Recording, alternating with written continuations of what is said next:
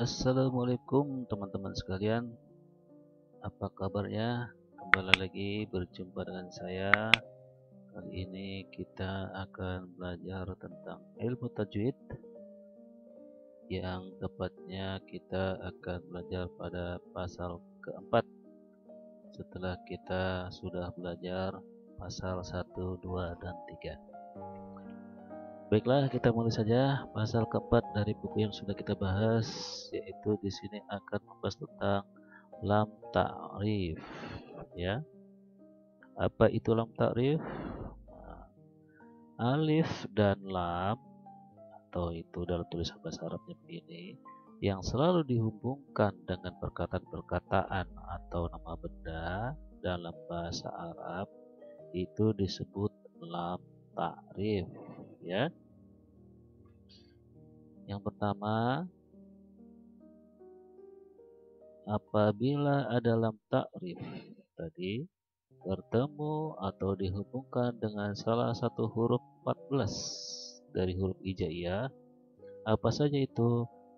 Yaitu hamzah, ya, terus ha, terus ghain, terus ha, terus jim, kaf, waw, kha, fa, ain, qaf, ya, mim, dan ha.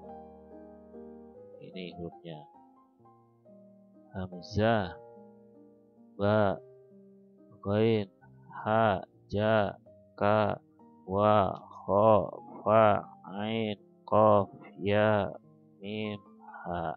Maka hukum bacaannya disebut idhar qamariyah. Ya, apa itu idhar qamariyah? Idhar qamariyah itu cara membacanya harus terang. Ya, harus terang. Itu maksudnya alif lamnya terbaca jelas.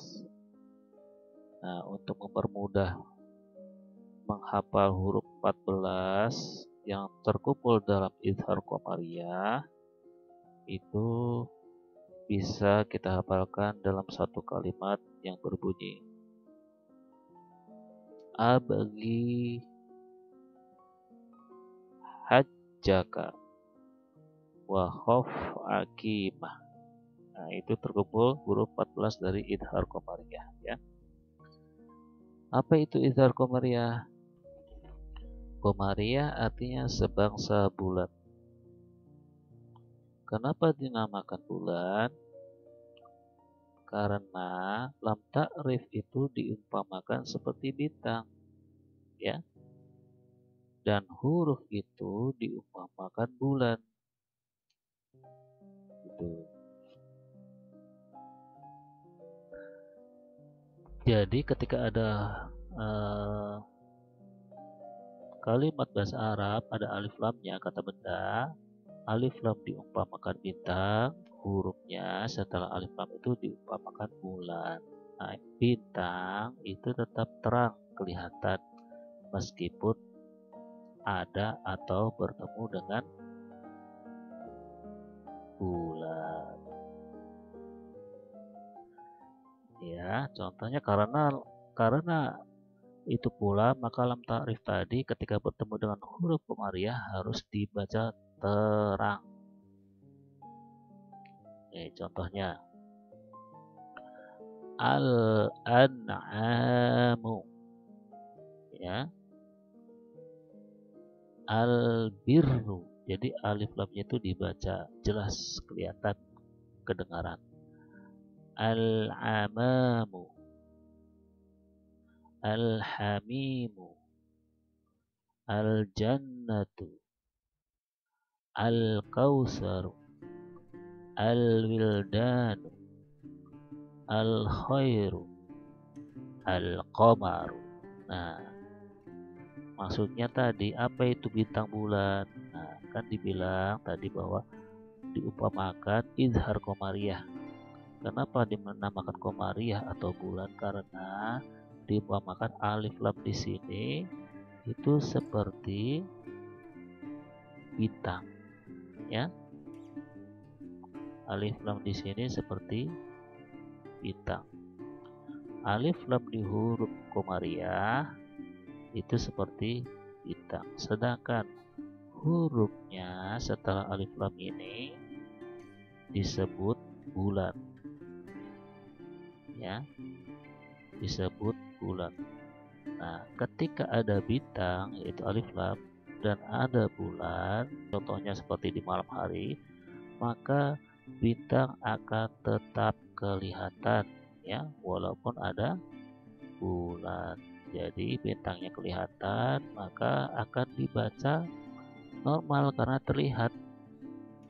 Al-Qamaru, alnya jelas terlihat maka dibaca kelihatan terang Al-Qamaru.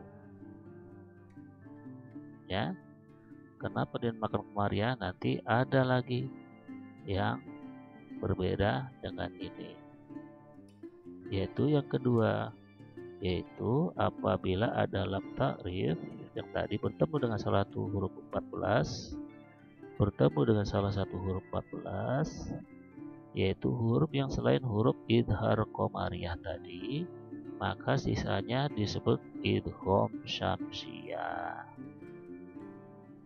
Ya, cara membacanya dimasukkan ke atau diidghamkan ke dalam salah satu huruf yang 14 tadi. Huruf 14 tadi itu berada setelah alif lam ya, maka disebut huruf syamsiyah. Nah, sekarang yang syamsiyah, kenapa syam? Artinya matahari, syamsiyah artinya sebangsa matahari. Nah, apabila tadi bulan, sekarang matahari. Bintang itu apabila bertemu dengan matahari, maka bintang tidak kelihatan. Ya, paham ya? Demikian juga lam ta'rif. Lam ta'rif di sini ibarat bintang. Nah, apabila terjadi bertemu dengan huruf syamsiyah, bertemu matahari, maka bintang itu tidak terlihat, tidak terbaca. Meskipun tulisannya masih ada alif lamnya dan kemudian ditasdidkan, dimasukkan ke huruf syamsiyah. Kita kasih contoh aja biar jelas ya. Misalkan ini ada alif lam, tapi setelah alif lam itu huruf idgham syamsiyah, misalkan sin. Nah, kenapa dinamakan idgham syamsiyah? Idgham itu dimasukkan itu maksudnya walaupun ada alif lam, dimasukkan langsung ke huruf setelah alif lam.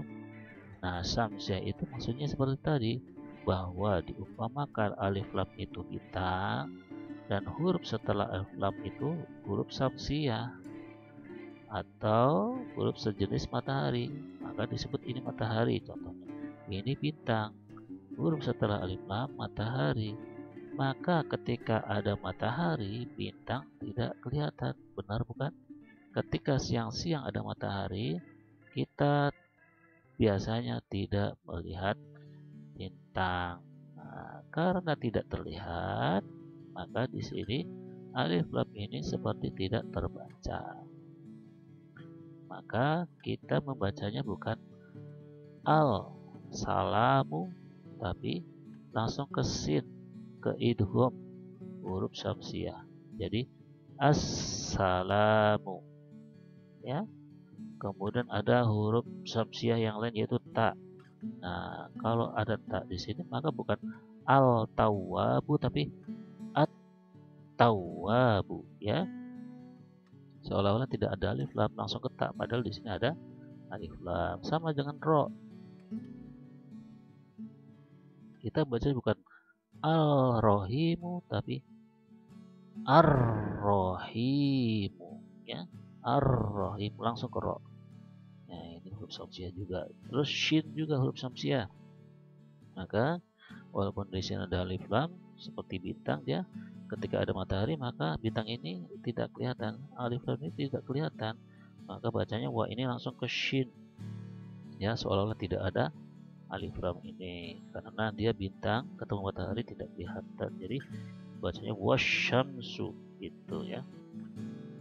Sama dengan Sod ini huruf syamsiah, maka ketika ada bi di depannya kemudian alif lam, maka langsung ke sod, bukan ke alif lam, bukan bil sobri tapi bis sobri gitu. Dot juga dot, jadi adolin bukan aldolin tapi adolin. Zo juga bukan al zolimuna tapi az-zolimuna, ya. Nun juga bukan al nasu tapi an nasu, ada alif lam tapi tidak baca. Dal juga bukan al dinu tapi ad dinu, seolah-olah lam alif di sini, alif lam di sini tidak ada, dan begitu seterusnya. Paham ya pasal keempat mudah-mudahan tentang alif lam. Ada berapa alif lam itu? Ada dua. Apa itu? Yang pertama alif lam komariah atau idhar komariah. Hurufnya ada 14 ya. Kita bisa hafalkan dengan satu kalimat abghi hajjaka wa khaf aqimah, ya, dihafalin. Itu ada huruf-huruf idhar komariah, jadi alif lam komariah atau alif lam yang dibaca jelas. Nah, lawannya apa? Ada alif lam syamsiyah atau idgham syamsiyah. Idgham itu dimasukkan, syamsiyah itu matahari. Hurufnya itu selain huruf yang 14 tadi, yaitu 14 sisanya, ya. Kalau yang komariah itu alif lamnya terbaca, contoh seperti al-birru, al-jannatu, al-kausaru. Tapi kalau idgham syamsiyah, alif lamnya seperti tidak ada, tidak terbaca. Contoh assalamu, at-tawwabu, ar-rahimu, dan lain sebagainya. Ya, lanjut kita akan belajar pasal kelima, sederhana saja, yaitu tentang hal lam tebal dan tipis. Ya, apa itu? Yang pertama, apabila ada lam dalam perkataan Allah didahului oleh fathah atau dhammah, maka harus dibaca dengan tebal. Tebal atau dalam bahasa Arabnya mufahhamah, dalam bahasa tajwidnya, ya. Contoh, ini adalah lafaz Allah, kemudian sebelumnya fathah da, ya. Maka kita membacanya syahidallahu, Allahu, ya, syahidallahu, tebal itu maksudnya, tebal itu Allah gitu, ya. Syahidallah, kemudian sebelumnya domah, sebelum lafaz Allah domah lu, maka kita bacanya Rasulullahi, ya, atau Allahumma gitu, ya. Nah, itu lam tebal. Ada lam tipisnya. Lam tipis itu kalau lam tebal itu didahului sebelum lafaz fathah atau dhammah, maka kalau lam tipis didahului oleh kasroh, ya. Dan semua lam yang tidak dalam perkataan Allah, maka harus dibaca tipis, murokokoh. Contohnya begini. Nah, ini ada mi kasroh, ya. Ini lafaz Allah, tapi Anda tidak membacanya Allah, tapi lahi. Bismillahi. Ini maksudnya lam tipis di sini. Lam di sini, ya, di lafaz Allah itu tipis, ya. Jadi bacanya Bismillahi, bukan Bismillahi, bukan. Tapi langsung seperti ini. Bismillahi, billahi, ya, atau di lafaz selain Allah, walahul hamdu alladzi, itu, ya. Jadi kalau ada Allah sebelumnya fathah atau dhammah, kita bacanya Allah, syahidallah, Rasulullah.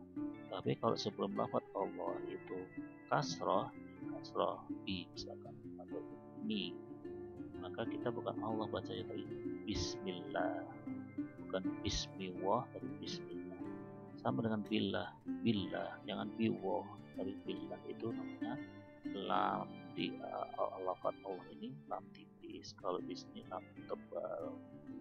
Itu saja maksud dari bahasa kelima, yaitu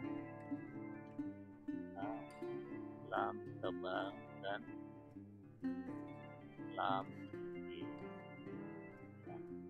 Ya, perkataan Allah itu dinamakan lafzul jalalah. Allah ini lafzul jalalah. Oke, sampai di sini dulu. Alhamdulillah kita sudah belajar 2 pasal, pasal keempat dan pasal kelima, pasal tentang lam ta'rif dan pasal tentang lam tebal dan lam tipis. Mudah-mudahan bisa dimengerti, dihafalkan, dipahami, dan dipraktekkan dalam bacaan. Semoga dapat kita lebih sempurna. Terima kasih atas perhatiannya. Wassalamualaikum warahmatullahi wabarakatuh.